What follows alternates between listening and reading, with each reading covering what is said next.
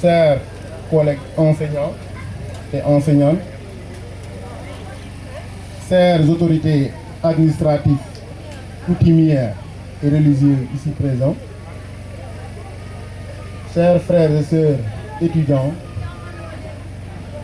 honorables publics, mesdames et messieurs, je suis vraiment content qu'on ait mis à ma modeste personne la tâche d'exposer sur un thème aussi important, touchant une partie de la population, une partie qu'on peut dire la pierre angulaire d'une société, c'est-à-dire la jeunesse. J'aimerais avoir plus de temps, mais peut-être par contrainte, on a peut-être commencé un peu tard, donc je vais essayer, ne serait-ce que donner les points essentiels de cet exposé, d'autant plus que M. Ndiaye, mon homme conférencier, je ne suis qu'un modeste apprenti, je ne suis pas encore au grade de conférencier, mais quand même merci beaucoup. Je dis tout simplement Amin. Simna Fok, to layanu ne kontaan naa ma paax conférence ne koy sañ angaan te ref waxtaan ndaa waxtaan a jaba-jab nan giloor to fogaame we teewna meek fop oxu ga'oona ka was activité of te refo maak a refo ndeɓ a refo koor a refo tew gariid pour o nanga xaada o ɓisloox comme ne sëñ Cheikh a layteeguna bu ko defee wena yoqa meen a yoqit ke layteena meen wena ngaad ka a ngaad tin no paax ka inchallah yasam roga fi'in. Le thème stipule la jeunesse face aux défis du monde moderne. Pour introduire, je dirais, le monde moderne connaît de profondes transformations dans le domaine de la technologie, de l'économie, de la culture, de l'éducation, j'en passe. Dans ce contexte, la jeunesse occupe une place très importante car elle représente l'avenir de chaque nation. Cependant, les jeunes d'aujourd'hui sont confrontés à de nombreux défis tels que le chômage, l'influence des réseaux sociaux, la violence, la perte des valeurs et les difficultés liées à l'éducation. Malgré ces obstacles, les jeunes demeurent une force capable de contribuer au développement et au progrès de la société. Face à une telle thématique, il devient important de réfléchir sur les questions suivantes. C'est quoi une jeunesse? Qu'entend-on par monde moderne? Quel doit être le rôle de cette jeunesse dans ce monde qu'il dit moderne?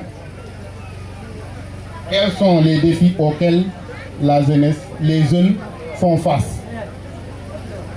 Quelles sont les solutions possibles pour aider à relever ces défis? La réponse à ces différentes interrogations fera l'objet de notre exposé ou échange, si je peux dire ainsi. Pour saluer de passage le doyen Alsan qui vient d'arriver, pour vous dire que c'est en général lui le conférencier de cette journée, vous êtes tous témoins. On avait M. Diouf, in lui-même, il a un Saran, il faut nous faire signe. Hein? Parce que conférence, je pense que toucher les jeunes que sommes, parce que jeunes que sommes, de même. Pour que quelqu'un ait la diri, han jeune kenan gilo, ma kenan gilo, ngor kenan gilo.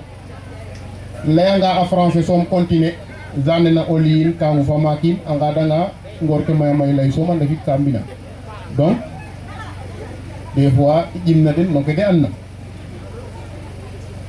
Quand tu restes à donner, on dirait ne faut pas te rester indépendant. Oui, à donner, peut-être, au bout qu'on a, notre niakaro pour ça, on va faire mbambe. À dire que nous musée la légui na iné tezak. Des fois, on tanga botolor no digante telonge jatta.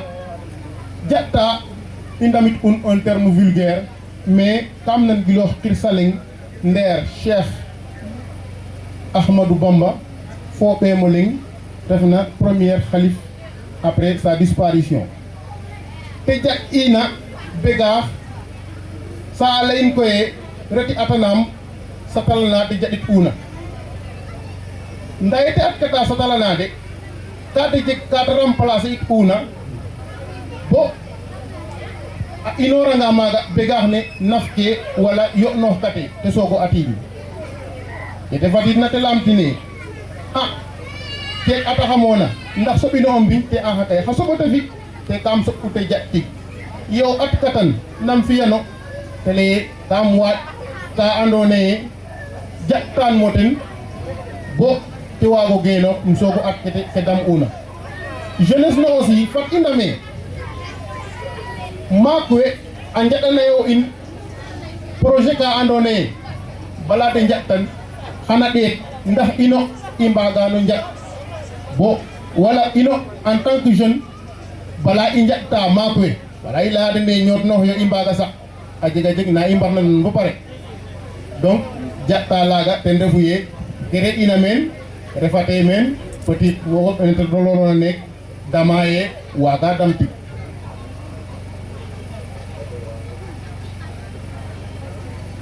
c'est quoi une jeunesse? De manière générale, la jeunesse est définie comme étant cette phase de la vie située entre l'enfance et l'âge adulte. Elle est aussi souvent définie comme une période de transition vers l'autonomie. Dem def ke leeguma ndiiki rek o retanga bo les jeunesse ten refu yee o yaalum de exe yeega xooxume peut-être meek toloruma a jega ka andoona yee waagananum xooxes. Biologiquement, elle se caractérise par le développement et socialement par l'apprentissage, la formation, l'identité et l'idéalisme. Selon l'ONU, Organisation des Nations Unies, elle est une tranche d'âge allant de 15 à 24 ans. Selon la Charte africaine de la jeunesse, qui est d'ailleurs adoptée par de nombreux pays de la sous-région, la jeunesse englobe les personnes âgées entre 15 et 35 ans. Mais, qu'est-ce qu'on peut entendre par là? Que ces définitions riment à une seule réalité, la jeunesse. On peut dire que c'est cette partie de la population apte ou bien capable à travailler ou bien à relever les défis actuels. ten def xar d'après que wiin we layna yo fop no ke refna xa teɓandong refe ye oxe andoona yee fi'ki keek te fi'ik kaana waas keek te waas kaana soomo mais a jega jeg na xa qiid axa te xapeena a faafanga xap laaga a jega wa andoona yee ka den définir tin wala ka den mbil'itin no heure ne andoona yee o kiin oxe axe commencer a o yeega responsabilité na xooxum wala a yeega changement na xooxum. Changement kaga koy tout un chacun a jega no âge ka te garana wo ndik koy dele ya jeunesse ten def mboɓ neen andoona yee a capable ayo wala a pare ayo pour a ndamo me wende ina meen a ndam ina. Maintenant, en parlant de jeunesse, oxu ga'oona tout ici présent, oxu ga'oona wara dame mi ref jeunesse neen naan ne'en xa wara xam xa war mo fi kaaga Tambamir xan i ngar teen ndiiki pour le deuxième point on va stipuler qu'entend-on par monde moderne. Le monde moderne n'est pas seulement le monde des produits de marque, des réseaux sociaux, des loisirs à ne pas finir, mais c'est une nouvelle manière de l'humanité de vivre, de penser et organiser la société. En parlant de monde moderne, il nous faut à Imboga, ten refouillé, à téléphone iPhone 17 Pro Max, machine ordinateur informatique, à Djolamaga. Et na fogu, à Djolamaga. Hararef, à Fogano aussi, no nena xalaat tel ne andone o xum nu ga'ona wara te no ɗong yi fof pour ka jofan na saax le Mbamir kam leyan des fois xa élève saxe leyine pourquoi na français xara ref cher public je vous pose la question quand je dis pourquoi en français xara ref hein c'est une question je pense que ino we ndef na me fop oxu ɓeerna teen école pourquoi o leyangaan en classe ka lamta mais en séeréer pourquoi o layanga pourquoi en séeréer ten refar xa taxu xaro dooneel quand je pose la question à mes élèves fop na mbondoxa fo cal parce que pourquoi o leyangaan en séeréer nu mbasanam nda wen xuɓu sapo doona nen ken ce qui veut dire que on ndet jege droit lamit peut-être kene koy a ref question ka andoona yee me i tolorna ka te jeg ka warna teen o laxasoox te ref xar maak we aussi a mbara ndame a jega na adna ñaaj tegiina no mbasanam nda a jega teen ka suptoox na teen entre temps pour suptax naaga koy te ref réseaux sociaux te ref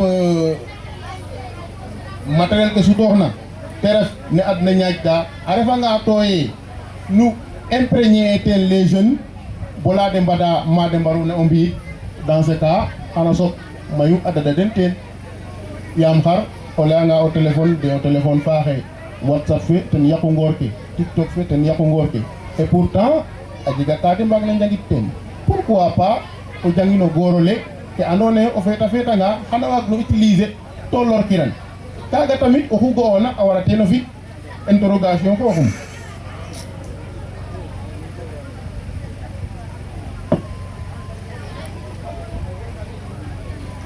Maintenant, on va attaquer le rôle de la jeunesse dans sa société. La jeunesse doit être le moteur de développement de toute société. Les jeunes sont des acteurs du changement. D'où la fameuse citation, président Laïnamek Ndiki dit président Wad, dis-moi quelle jeunesse tu as, je te dirai quel pays tu auras. Sëñ Saliou léegi yee jox leen ma ndaw ñi ma def ci ñoom mag ña pour vous dire que mbooleem oxu andoona yee xalaata kana jofanda saaxa paam soxla a ken na layele la jeunesse donc la jeunesse xara mbaru mbi den ndef activer o refanga moteur ka te jeg na o genooxta une jeunesse instruite engagée et responsable annonce un avenir prometteur.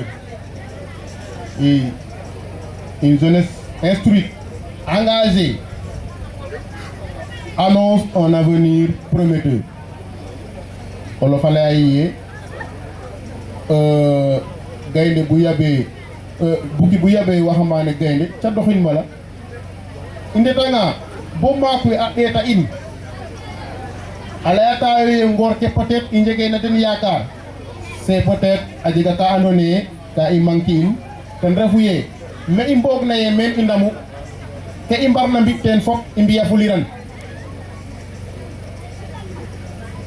c'est pas tout simplement prendre le micro mu fodoona la tradition na tardenoora in la tradition na tardenoora in alors que en vrai dire me ngoyoona ke foogoona yee ten ref modernité andiro fulut teen mayu wala ke warna teen fi'afulino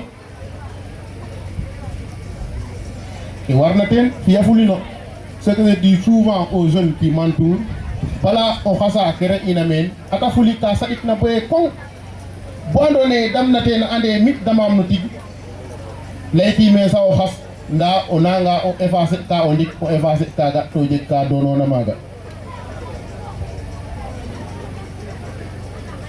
Les principaux défis de la jeunesse. Malgré leur engagement, leur détermination, leur motivation, le monde contemporain n'est pas toujours doux envers la jeunesse. Parce qu'il a mis que il a nek fo que il bouge rek il a nda fat ande no ñowole i ñowa. Quand on parle de monde moderne comme que la Oubandiki, c'est pas le monde des nouveaux produits, des produits de marque, mais c'est le monde actuel.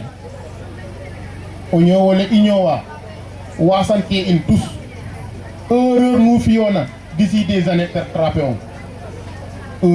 Chaque erreur que tu feras d'ici des années, cette erreur vous rattrapera. Donc, les défis sont les suivants. Le problème de l'éducation. L'école ne suffit plus. Les jeunes doivent apprendre davantage par eux-mêmes. L'informatique, les langues étrangères, l'entrepreneuriat. Ceux qui n'ont pas accès à une bonne éducation ou bien une bonne formation risquent d'être désavantagés. Taïtolor jamono fa andone kene injanga école nous mbasanam des fois wel layan sax ndefay ciangu res parce que xatabe sande fa wala xatoko res wala win wa mata xama tam la den carrément e wa gim koy une refo élève en série littéraire mathématique we mat fikkinum anglais o jega 2 espagnol o jega 3 français layatan bo pare ole je suis élève en série littéraire xawago waaw finalement xawago ajek ten o xarat na ten bote got a mojo xod peut-être a moja mo dof alaye ngor kaga wena mbiya kaga njege série kade tapno hano série. Le problème de l'éducation, au ben instant, on va déposer un concours au lamtel Hawago. When bina CV, ndemantir kiram. Haromutta, wagam informatique, wagam Word, wagam Excel, alors que quelques notions djegoten. Il suffit que expérimenter quelque temps pour démentir fort. Nanam anglais. Alors que le dialogue de 6e mado pour discuter d'aboli. Donc, l'école ne suffit plus. Comme quand Ekitioha on est vivre dans un monde moderne, donc,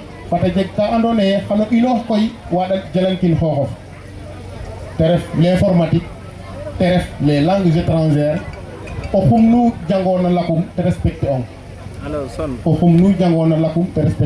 je me rappelle très bien.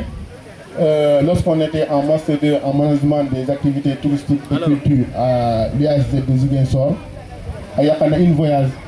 So, à Mayamen, peut-être, ou en dévernement, ils ont vécu le même cas. Des voyages étrangers, quand on est à Yakan Naïm, il y a un anglais. Il y a un anglais, il y a un unaïm. Or, tant que vous avez des Osogo janka anglais alors que mais toloro na koy wi andone den def la jeune génération wi andone badafule no niveau naga peut-être mais je souhaite à nous bala nous bada maga nous jëg le bagage nécessaire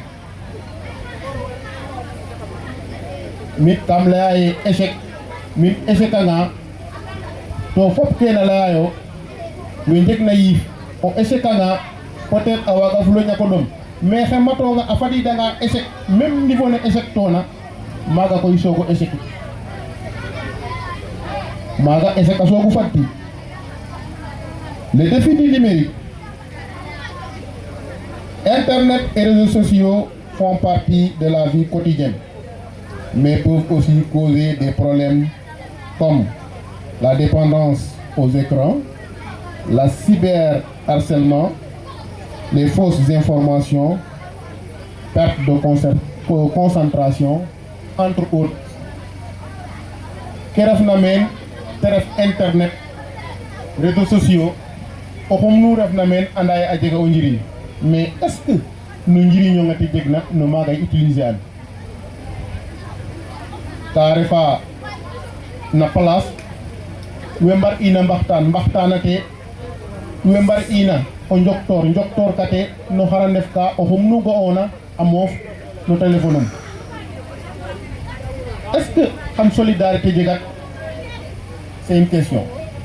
Est-ce que xam entre entre aide jegat c'est une autre question mais ndax temps naga fop fiyoon no téléphone le wala fiyoon no ordinateur fe parce que mo fa nga no mine maamo fa à côté wala fa à côté ah diwde chaque jour machine um ne a refa a janga jege problème mais est-ce que à vrai dire no machine ne o refa janga kaga aussi falay fa lakaso donc étant jeune fat i passer à temps in no ke andona ye ken na jofan ka in mbamir réseaux sociaux fo internet pour o yoban na in mayu yo parce que le temps le jange gona pour o ret bibliothèque wala o ret no cyber pour o fi recherche waga moof xaye no mbinof inor noqol économiser temps to jang ten ke bugona jang le temps le jange gona mémoriser à des choses parce que o je anga a livre le mek xaye bala o ga atano ñaaj des centaines de kilomètres wala oro ngay fudoox sogo ga bato ga a livre laga donc o dawa ga na livre laga o mémoriser ten toyu rek pour en cas o soxla atangan o waag no bato utiliser en pagay soxla atayo kaga mais mo fon no téléphone of mais no o genoxa fi ke soxla ona ten donc bar i njaxas ten wala fat i moytoox kena jaxasiroxa ten to at ka in lorange. Le défi de l'emploi. L'accès au travail est l'un des défis majeurs dont la jeunesse fait face. Beaucoup de jeunes terminent leurs études avec des diplômes, de bons diplômes d'ailleurs, mais ne trouvent pas facilement un emploi. Le marché du travail exige désormais des compétences techniques, numériques, professionnelles, que tous n'ont pas du même coup. Donc, en un avantage, c'est peut-être avantage of formation c'est au niveau de informatique. Voilà, c'est mon anglais. En plus, il y a aussi entrepreneuriat. On en a des fois, ça fait peur. Parce que Django pare gar sapinun leye kam entreprendre pareil. Oui, il faut être prêt à tout. Au prof université 4 aller nous n'avons géographie ou nous n'avons agro. Au jang ni nga xara ñewta bo mokil fop o pare rek mbin nun na xakola xana fapo fin ka ando nay nun jegun o deg taga toyu les kam xoxit kam appliquer it ke jang uma xara et ka ngondonen ten o pege na diwde a toroxa a canga mawul ti jeg a jangit ina jegel no njeri a xeya jega master wala a xeya jega licence a saktoxida a xoxit sans pour autant savoir que o xeet kete jangit ina ten appliquer idu xana ɓatoxa ten a classe sale fop a ndangono concours ke rien que pour décrocher un travail. Le marché devient serré. Donc jeunesse ne fata jeg conscience que ne oxum nu ga'ona a waga employer xoxum nda koy Ablaye Moussé Sarr fe damna no micro le a leyan peut-être il n'est pas mieux placé pour donner certains conseils nanit kay ka jeg ma damona rek ken taxu o leya yoqe mais j'en suis conscient. Des fois on rok na activité ka andone ka mofa bole walay kor mari o ma do fe dam angiram jalan foxes ngor ke la mais peut-être o jeg ange financement na andone département a ref ke gahina problème et pourtant c'est une réponse exacte. Financement naga aussi problème a ref ke taxna bo jeune mayu pour engager dans des activités d'entrepreneuriat ka refa problème. Les défis socio-culturels. Le monde moderne est très ouvert. Les jeunes découvrent des cultures, mais cela peut parfois créer des conflits entre générations ou des difficultés d'identité. Mais quoi, qui refnamen partinek, fogame à chaque instant. Ananga reva kena ferene a ngor xa jeune xa mayu ten def ke commencer it uma rek le pourquoi ça duro lamit wala maka mo fanga on jege droit lay kete xalaat na kaga manam no culture in ngamadi yo. D'autre côté wiin we instant ke mu felonga o xotit information ke so sewe ne de mbakta ne de mbekta o kiina refe ga yer waago ba jeg 100 ans ga ke o soose xana feja nek mofona o mofanga o gat ne so sewe mbekta amaat na o mbek no soose o fecanga na sereer te garongo ñak tegin wala o mbek no ƴoola o fecanga na sereer te refo ñak tegin fode maaga te ngeta no université ke ngeta na place ke i njalta fo lakas en interculturalité o profolenga lay a leye mene culture ke ngeta a fiya yi comme o janganga les boules de billard te ndefa table kene goye jouer ta o bâton o ko angan o bulo leka xatanga me ka ko anga o bulo lakas o bulo laga xana changer trajectoire nda itam o bulo le ko una rek ke directement trajectoire ina xana bato changer trajectoire lakas ten aussi donc culture ke ngeta rek xan changement jeg te ref ka positif wala négatif kaga aussi a foga no kena galankora jeune mayu donc kaga xewanga fat i ɓaato renforcer l'éducation des jeunes. Les défis psychologiques, la pression sociale, les études, le chômage, les réseaux sociaux peuvent provoquer du stress, l'anxiété ou le manque de confiance. Tendef ke lewuma mek ndiki rek ka retata bo leye mi est-ce que ke jangikuma ça vaut la peine ka tata bo leye mi o njirñongum jegum no saax le ka tata bo leye mi xar waag mo fit instant ke a nanga reta bok ten waralu kena xewa ndiki violence, l'immigration clandestine entre autres. Donc étant jeune bar i mbod no verbalisation ne soom fat i njem no ñoow oxum nu ga'oona no niveau ne tolorona o ɗeet ke andoona yee keen na jofankang teen mbamir o fi'an to o degu'oox teen. Maintenant on va essayer d'attaquer les solutions. Pour mieux affronter le monde moderne, il est essentiel d'améliorer l'éducation.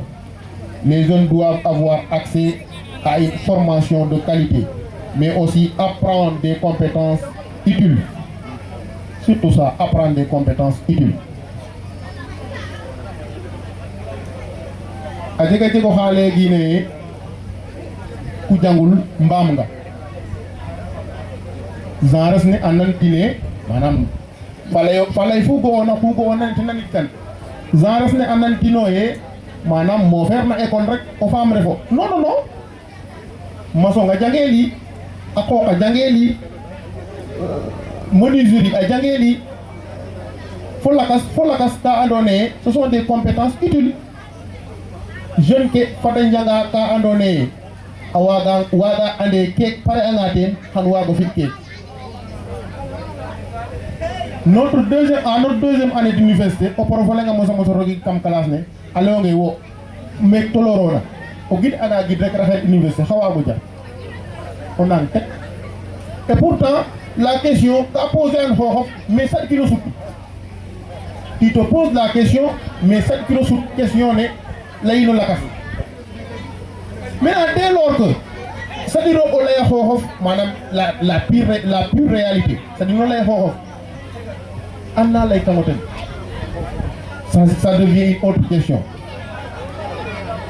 Améliorer l'éducation, les jeunes doivent avoir accès à une formation de qualité, mais aussi apprendre les compétences utiles, l'informatique et le numérique, les langues étrangères, l'entrepreneuriat, les compétences pratiques et professionnelles.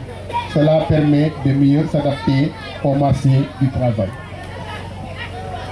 Kek ilayna de o jeune lu andone geno xaten amatna rok saxu war sak nda amatna o geno xangano kek er nu fadona pour o jal amatna calolo xana yo. En conclusion, la jeunesse n'est ni paresseuse ni naïve. Elle hérite d'un monde traditionnel qui est souvent contradictoire avec le monde contemporain. Que moi je ne sais solo des fois quand un jeune randonneur, il a des qualités au fond de lui, mais pour te développer, il te sera allé à tel maillot. Il te sera allé à tel maillot. Nous, éducateurs, des fois ça nous arrive, mais nous savons faire randonnée, nous n'avons pas de ce qui veut dire qu'au Fadi, enseignant, ou alors PCME, ou alors des couleurs, ça devient un frein. Donc, comme nos familles n'ont randonné, nous n'avons pas de soldat. Et pourtant, aux jeunes élèves n'ont pas à un certain niveau. Les gens ont beaucoup de adna, on peut rester soldat. Faut la casse. Au fond, nous avons on a des cas qui ont donné qui n'a fait rien au Dieu moderne na fukki tanona waxtanten fo andone den maton soit parents wala société bo wago de neo o mafit ka obstacle naga. Ces défis sont immenses, mais pourtant elles possèdent une énergie, c'est-à-dire la jeunesse, une énergie rare, une conscience aiguë et une soif de justice. Cette jeunesse apparaît pour tout. Alors, plutôt que de parler d'un avenir à sauver, disons que la jeunesse est le laboratoire du monde de demain. Plutôt d'un avenir à sauver, disons que la jeunesse est le laboratoire du monde de demain. Jeunesse n'est grave na khaïde. Pati ande kena belka au fait. Kena belka au fait. Wala kena diriño ke le fait. Nous jeunesse n'est grave na khaïde tena fatka. Reste à savoir maintenant si les générations adultes lui donneront les moyens d'agir au lieu de lui imposer les conséquences de leur propre choix. Kene ref men ndax maak we andone den matu jeunesse nen xana coodino kete soxla na wala xana ngaƴino te réaliser choix pour arriver no kete bugna wala ka de imposer kano kete bugna to ab sesanga mete warna ses jeg kate mate waguna bak. Le temps est un peu court. Je m'arrête là. S'il y a des contributions, sachez que je voulais faire mieux, mais le thème est un peu vague et il y a des gens dans le public qui peuvent dire encore plus. Vraiment, je suis désolé si le public n'a pas été satisfait, mais je suis honoré de ce soir que l'amicale de Yerwago a porté à ma modeste personne pour venir exposer mes idées devant vous. Merci beaucoup. Que la fête soit belle.